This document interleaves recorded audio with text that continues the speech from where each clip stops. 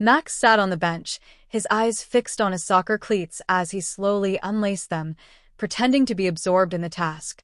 Around him, the usual locker room chaos unfolded, the sound of slamming lockers, laughter, and the constant chatter of his teammates winding down after practice. But Max barely noticed any of it. His mind was elsewhere, swirling with thoughts about Jake. Jake had been his best friend for as long as he could remember. They'd grown up together, played on the same teams, and shared everything.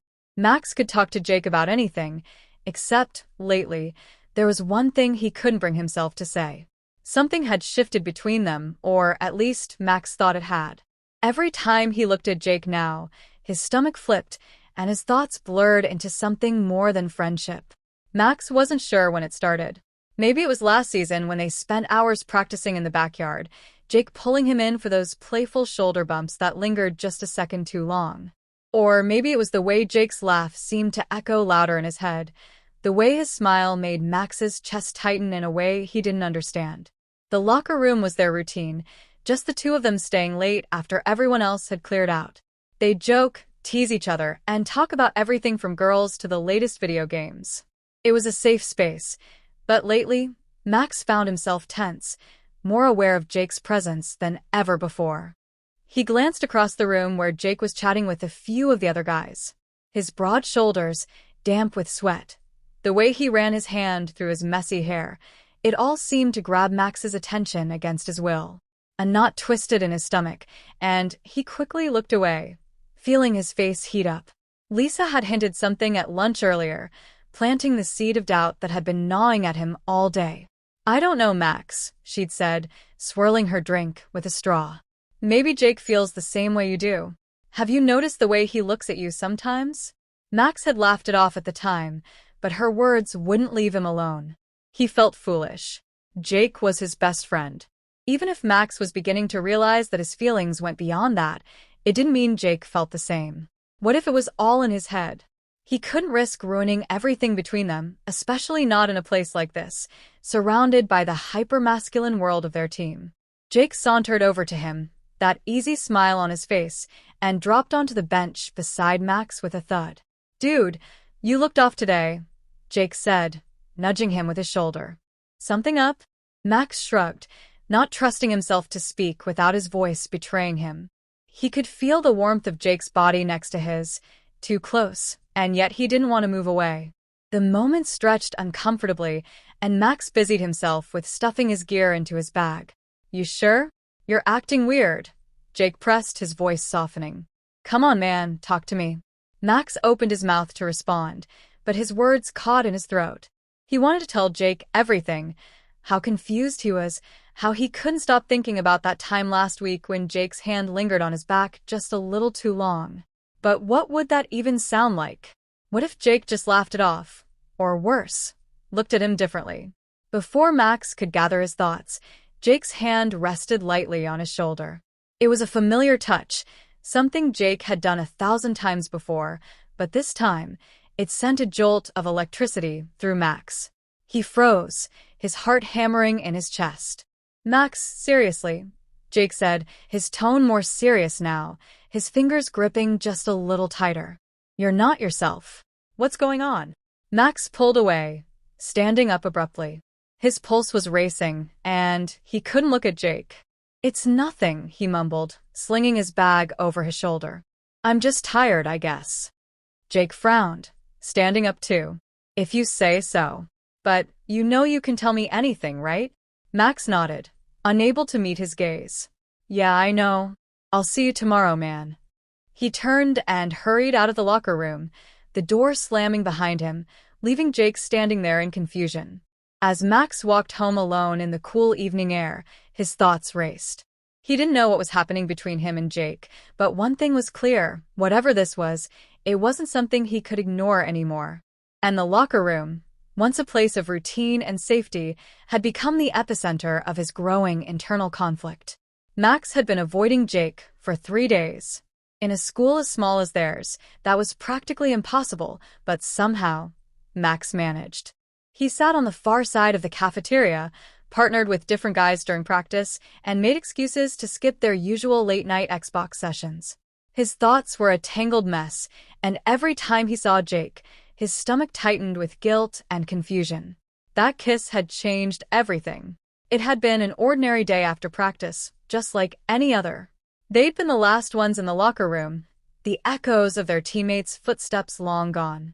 Max remembered feeling off-kilter, still shaken by the way Jake had put his hand on his shoulder, the electricity that had sparked between them. Jake had been sitting on the bench, casual as ever, grinning like nothing was wrong. They'd been joking about something stupid. Max couldn't even remember what now, and then it happened. 1 second, they were laughing, and the next, Jake leaned in, closing the space between them with a quick, breathless kiss. It was over in an instant, but the impact had been seismic. Max had frozen, his brain struggling to comprehend what had just happened. It wasn't the kiss itself that scared him, it was how natural it felt, how his body had reacted without thinking, wanting more. But before he could even process it, his instincts had kicked in. He'd stood up so fast he knocked his duffel bag to the floor, mumbling something incoherent before bolting from the locker room. And now, he was avoiding Jake like the plague. Max knew he couldn't keep this up forever. Jake had tried texting him, calling him, even cornering him after class, but Max always found an excuse to slip away. He couldn't face him, not after the way he had reacted, not after what that kiss had stirred in him. It wasn't just the kiss, though. It was everything that came with it. Max had spent the last few days grappling with a storm of emotions he couldn't untangle. He was terrified of his own feelings, of what this meant for their friendship, and of what would happen if people found out. The locker room, once their safe space, had become a battlefield of conflicting desires and fears. On the 4th day, Jake caught him. There was no escape this time. After soccer practice, Max had tried to leave early, but Jake blocked the exit, his face a mix of frustration and concern. "Max, come on. We need to talk." Max's heart pounded in his chest.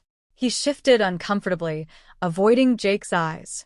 "There's nothing to talk about," he muttered, trying to step around him, but Jake didn't budge. "Stop lying," Jake said, his voice low but steady. "You've been avoiding me for days. I know why, and you know why." Max froze. His throat was dry, his mind racing for an escape. But deep down, he knew Jake was right. He couldn't keep running from this. He couldn't run from himself.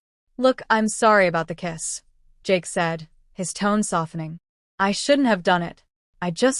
I've been holding back for so long, and it felt like the right moment." But he ran a hand through his hair, frustrated. "I didn't mean to freak you out." Max clenched his fists at his sides, willing himself to stay calm. He could feel the weight of Jake's words pressing on him, but the fear was stronger. He finally looked up, meeting Jake's eyes for the first time in days. There was something raw there, something vulnerable that Max had never seen before. "I didn't freak out because of the kiss," Max said quietly. "I freaked out because it felt right." The admission hung in the air between them, heavy and terrifying. Jake's eyes widened, his confusion melting into something like hope. "Max, it's okay if—" "No, it's not," Max interrupted, stepping back. "It's not okay. I don't know what this is, Jake. I don't know how to feel about it, or what to do, or what anyone else will think. And I'm scared, okay?" Jake's expression softened, and he took a cautious step toward Max, not reaching out but clearly wanting to. "I'm scared too," he admitted. "You think this is easy for me? I've been trying to figure this out for months. But I didn't want to lose you over it. I don't want to lose you now." Max's heart clenched. This was Jake, his best friend, the guy who had always been there for him, through everything. And now, there was this whole new layer to their relationship that Max didn't know how to handle. The fear of what might happen next gnawed at him, but so did the thought of pushing Jake away for good. "I don't want to lose you either," Max said, his voice barely above a whisper. "But I don't know if I'm ready for this." Jake nodded slowly, understanding in his eyes. "I'm not asking you to be ready right now. I'm just asking you not to run away from it. From me." Max swallowed hard, the weight of the moment pressing down on him. He didn't have all the answers, but one thing was clear. He couldn't keep running. Not from Jake, and not from himself. "Okay," Max said finally, his voice steadying. I won't run. The tension between them eased, but the uncertainty lingered. There were still so many questions, so many fears to face. But for now, they had taken the first step, together. Max had thought things would get easier after talking to Jake. In a way, they had. He wasn't avoiding him anymore, and there was a fragile truce between them, built on the promise of honesty. But the tension was still there, hovering like a dark cloud over them, especially when they were in the locker room. The locker room had always been their space. It was where they laughed, joked, and vented about practice. But now, it felt like enemy territory. Every time Max stepped inside, he felt like the walls were closing in on him. The other guys didn't notice anything, of course. To them, everything was normal. But for Max, nothing was the same.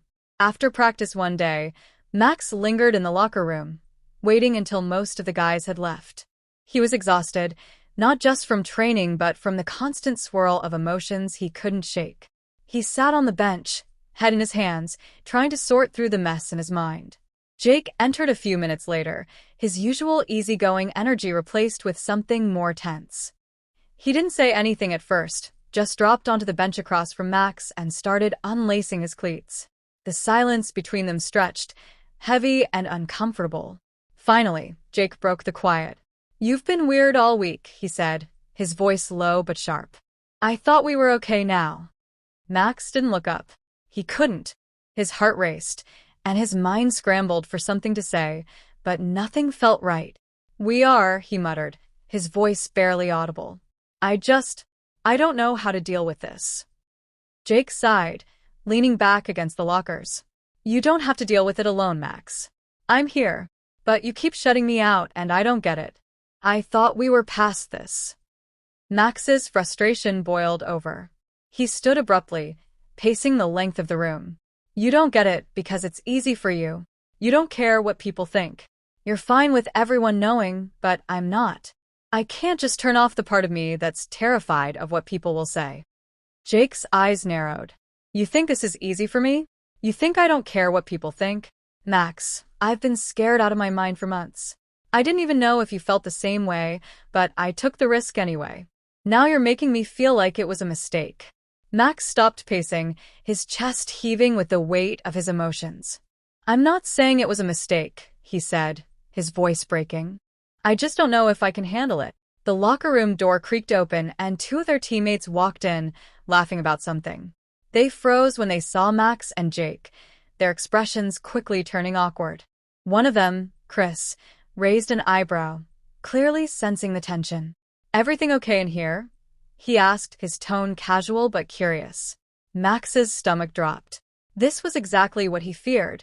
The looks, the whispers. He couldn't do this. Without another word, he grabbed his bag and rushed out, leaving Jake behind in stunned silence. Max sat on the bleachers, watching the field as the sun set, casting long shadows across the grass.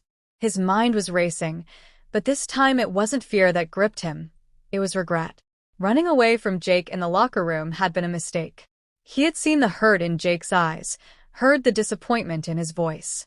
Jake had risked everything by being honest with him, and Max had run again. He knew he couldn't keep avoiding this, not if he wanted to keep Jake in his life. He took a deep breath and stood up, heading back toward the locker room. The hallway was quiet now, practice long over, and Max's footsteps echoed as he approached the door. He hesitated for a moment before pushing it open. Jake was still there, sitting on the bench, his head in his hands. He looked up when Max walked in, his expression a mix of surprise and sadness. Max didn't wait this time. He walked straight up to Jake and sat down beside him. "I'm sorry," Max said quietly, his voice steady. "I keep running because I'm scared. I'm scared of what people will say, of what this means for us. But more than anything, I'm scared of losing you." Jake didn't say anything at first, just stared at Max, his face softening. Finally, he spoke. "I'm scared too, Max. But I'm not going anywhere. Not unless you push me away." Max felt a weight lift off his shoulders. He'd been carrying this fear for so long, letting it control him, but sitting here with Jake, he realized he didn't have to do it alone. "I don't want to push you away," Max said. "I've been an idiot, and I've hurt you, but I'm done running." Jake's gaze softened even more, and he gave a small, tentative smile. Good, he said, because I'm not going to let you go that easily. They sat there for a moment, the tension between them finally dissolving. It wasn't perfect. Max knew they still had challenges ahead, but for the first time in days, he felt like they were on the same page. We don't have to tell anyone, Jake said gently. We can take this at your pace. Max shook his head. No. I don't want to hide anymore. I don't care what people think. If they can't accept us, that's on them, not us. Jake looked at him, eyes filled with gratitude and something deeper. I'm with you, whatever happens. The next day, Max and Jake walked into the locker room together, side by side. Their teammates noticed, of course, but Max didn't care. He caught Chris's eye, the same teammate who had seen the tension the day before, and gave him a nod. Chris raised his eyebrows but didn't say anything, just returned the nod. Max felt a sense of peace. For the first time, he wasn't running. He wasn't afraid. He had Jake by his side, and that was all that mattered.